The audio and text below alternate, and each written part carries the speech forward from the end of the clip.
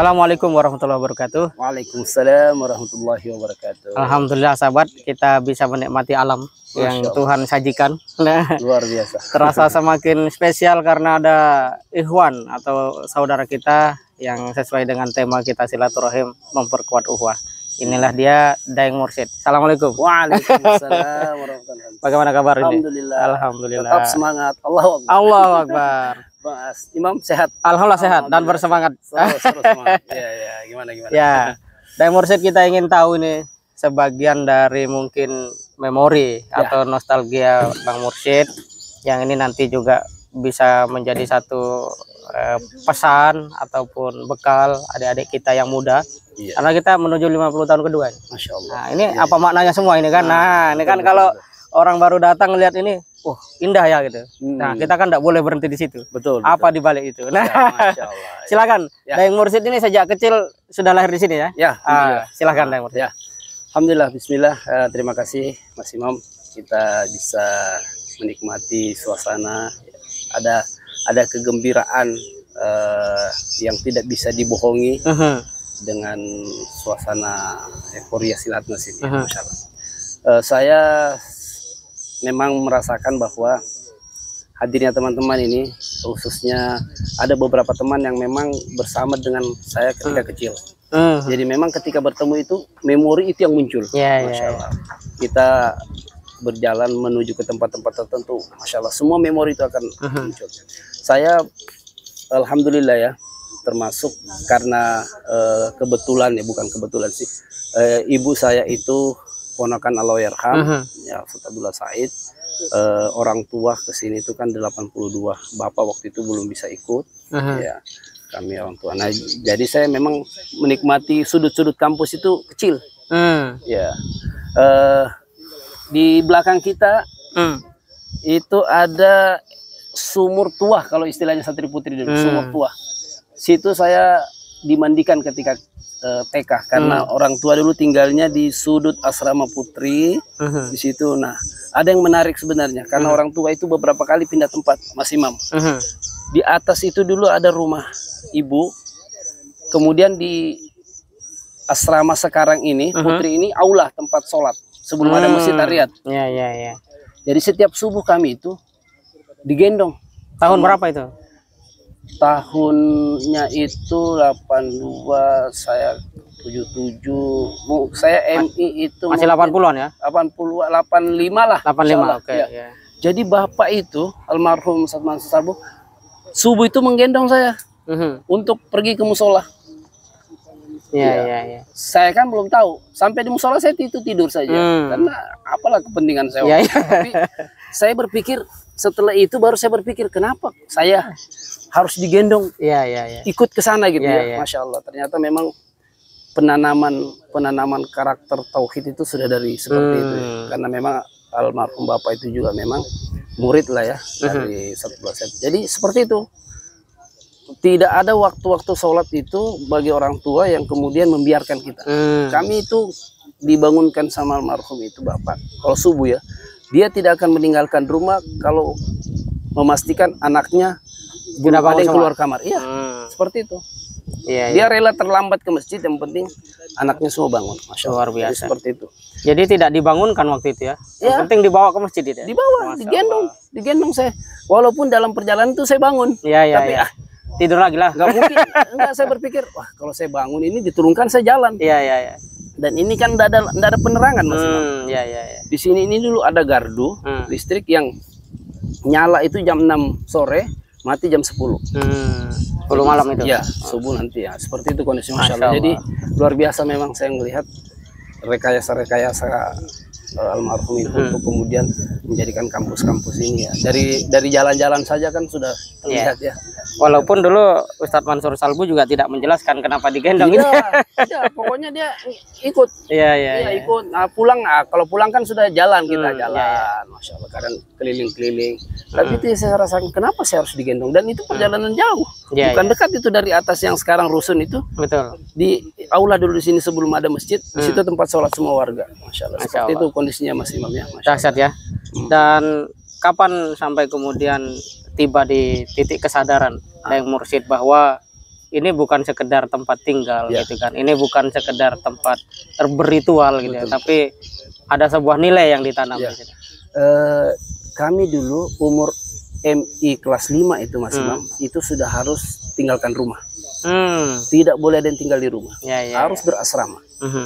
Nah, ini ada banyak tempat-tempat di sini. Kami dulu ada asrama, tapi lebih cenderung istilah kita di gubuk, yang kemudian di sekitar gubuk itu ada kebun, berkebun. Ya, Jadi saya ngelihat kenapa harus diasramakan. ya, ya, ya. Ya, karena pertama, Bapak itu kan Senin harus di Karangbugis Mhm. sampai dengan Jumat. Oh, masya Allah. Nah, Ya, ya. Jumat sore itu baru kembali ke Baru Gunung Tembak. balik ya. Nah, sudah bisa dipastikan kalau anak ini berada di rumah Hmm. tidak akan terkontrol. Ya, ya. Nah, maka diasramakan. Kalau diasramakan kita, Mas Imam, tidak ada istilah kemudian kita tidak. Kami dulu rasakan kelas 5 MI tidak sholat sunat, Hmm.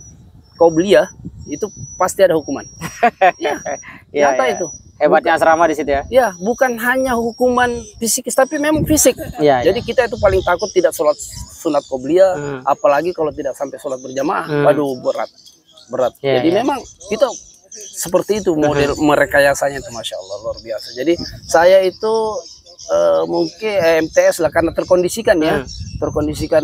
Masih adalah saksi-saksi sampai hari ini yang saya temukan masih hidup, kayak Pak Muhammad Dong. Pak Muhammad Dong itu guru. Terkenal beliau ya. Guru legend yang paling luar biasa. Masya Iya, ya. Allah. Seluruh santri kenal. Seluruh santri kenal. Ya. Nah, jadi seperti itu. Artinya bahwa dari kecil memang kita terkondisikan seperti itu, sampai pada kita harus dipisahkan, dan dalam rangka itu saja sebenarnya. Kalau saya membacanya ya, Ya, ya. walaupun tidak terbahasakan pada saya itu bahwa Betul, oh, betul. kenapa saya harus diasramakan oleh orang tua saya dengan umur-umur seperti itu, karena di rumah nggak ada bapak, tidak ada yang mengawal sampai ke Ya, ya. betul-betul ke tempat sholat. Jadi Artinya kelas 5 itu sudah menjadi santri ya. santri Dipersantrikan. dan tidak boleh pulang, Mas Imam. Ya, ya. Kalau kita pulang, ketahuan pulang tanpa izin di luar waktu, itu hukuman, dapat hukuman. Jadi ya, padahal kalau mau dipikirkan, rumah saya kelihatan ini dari asrama, nggak boleh pulang, Masya Allah, luar biasa. Itu apa kemudian yang diperoleh oleh Daeng Mursyid berupa nilai ya? Ya. Itu kan waktu dijalani enggak enak kan? Betul. Ya, Sekarang kan sekali. Tapi Masya ya. Allah, yang paling saya rasakan, Mas Imam, itu rupanya memang kalau ada istilah prawahyu, Ya, ya, ya. fase keyatiman itu betul-betul paling Diterapkan terasa. ya. Karena saya pikirkan, kenapa saya harus lapar di asrama, padahal saya punya rumah. Ya, ya. Jadi artinya lapar tidak boleh ada istilah lapar saya pulang. Apa yang teman-teman rasakan di asrama lapar, saya juga harus merasakan. Jadi fase keyatiman itu memang. Ya, ya. Makanya saya sekarang itu kalau mengajar, saya mudah membahasakan itu proses prawahyu itu, karena Iya, betul. hampir Mengalami. rata-rata saya mengalami, Masya Allah. Iya, Jadi seperti itu, Mas, terasa Betul, sekali nilai-nilai spiritual. Tingkatan ilmu tertinggi itu mengalami. Mengalami, Iya, Masya mengalami. Allah. Makanya ilmu dalam Islam harus diamalkan. Saya tidak akan pernah membahasakan kepada adik santri sekarang itu sesuatu yang menurut saya hasil pikiran saya Ya, saja. Itu enggak. betul. Tapi saya katakan, saya selalu mengangkat contoh saja, Masya Allah. Betul, betul. Nah, ini terakhir Daeng Mursyid. Ini kan walaupun lahir dan besar di Gunung Tembak, pada akhirnya kan tugas dakwah juga. Tugas, Masya Allah. Nah, ini apa yang mendorong, artinya menjadi sebuah penguat itu, sehingga Daeng Mursyid ya sudah lebih siap lagi dengan tantangan dakwah itu. Karena kita ini pertama masih bisa mendengar langsung beberapa hikmah-hikmah dari Allahyarham Said ya. Walaupun memang pada saat itu kita merasa tidak punya kepentingan dengan apa yang beliau sampaikan. Tapi ketika saya tugas di daerah, Masya Allah, bagaimana membangun komunikasi dengan orang di daerah. Saya tugas pertama itu, Mas Imam, pertama tugas itu saya ke Batam. Tahun 98, 99 saya di Batam. Batu Aji itu? Batu Aji, merintis, betul-betul merintis saya. Belum ada kampus waktu itu. Bersama Ustaz Jamaluddin Nur almarhum, Masya Allah. Kemudian tugas ke Kaltara 5 tahun. Nah, kemudian orang tua meninggal, saya kembali ke sini. Yang paling saya rasakan seperti itu, bahwa kita sudah tertempah lebih awal di tempat ini ketika kita berada di daerah. Tempaan-tempaan itu pasti ada, tapi kita sudah, Masya Allah, kita sudah punya antibodi untuk menghadapi tempaan seperti itu. Imunnya udah kuat. Seperti itulah, insya Allah. Ya, satu hal lagi, saya teringat dengan sahabat saya, Bang Majlis. Bang Majlis itu kerap menyampaikan ke saya bahwa si begoh dari Daeng Mursyid ini sangat beliau rasakan. Mungkin apa metodenya itu sehingga ini bisa diduplikat lah oleh Saya dapat amanah dulu di Bulungan itu kepala asrama. Saya ngelihat Bang Majelis itu punya potensi. Jadi memang waktu itu Bang Majelis sekolah di Man luar ya. Saya tanya si Majelis, antum mau berpengaruh tidak di sekolah? Anda bilang, maksudnya Ustaz, antum mau diperhitungkan gak di sekolah? Ya mau lah Ustaz. Sudah. Setiap malam tuh saya bukan doktrin sih, ajak diskusi saja. Coba kamu buat langkah-langkah seperti ini, Masya Allah. Rupanya beliau memang menangkap itu dan setelah jadi ketua OSIS, pokoknya ada apa-apa dan sampai kemudian jenjang-jenjang karir itu, Masya Allah. Saya bilang, wah, tertib ya termasuk. Masuk, Masya Allah. Jadi dari bawah. Ya dari bawah, kayak dari ketua OSIS dia kemudian wah diperhitungkan di sekolahnya, kemudian kuliah sampai kemudian selesai kuliah dan sampai hari ini alhamdulillah. Jadi yang itu saya sampaikan Mas Imam, apa yang pernah saya rasakan ketika saya kecil, apa semuanya saya sampaikan ke dia. Nah, jadi itu yang kemudian dia tangkap bahwa memang kita harus ada steppingnya itu untuk kemudian bisa betul. Masya Allah, luar biasa Daeng Mursyid. Jadi sahabat sekalian, pengalaman beliau satu sisi sangat kental ya dengan katakanlah angin dan air dari Gunung Tembak ya, dan di sisi lain beliau mampu mentransformasikan itu. Dan nama majelis itu adalah dulu ya adalah murid saya dulu waktu di Setia, sekarang juga jadi sahabat saya dan memang luar biasa. Dan saya kira metode untuk membersamai anak muda sabar menceritakan saya alhamdulillah Mas Imam, mohon maaf, ketika saya bersama mereka itu saya kadang baring-baring di kamar sama mereka di asrama itu. Betul. Jadi santri lagi. Iya, jadi santri. Karena bagi saya itu bukan dunia asing. Saya sudah lah pokoknya. Saya tahu itu kamu mau ngapa-ngapain, mau ngumpet di mana itu saya sudah tahu semua. Jadi artinya santri itu merasa ketika sama saya itu, wah ini ada sahabat ini bahasanya begitu. Jadi mereka enak itu curhat apa semua. Alhamdulillah. Dan saya lihat perkaderan kayaknya harus model begitu ya.